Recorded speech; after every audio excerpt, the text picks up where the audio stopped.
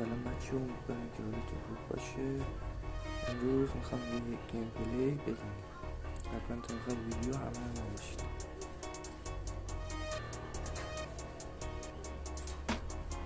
میدونی که این بازی مال ما داشت، هر کی موندش تو این بازی خیلی خواهی داشت. پس اگه نداری وجود بهتره با کامیت 10 سالی سقوط تا نکردی به جایی فرود سقوط باز.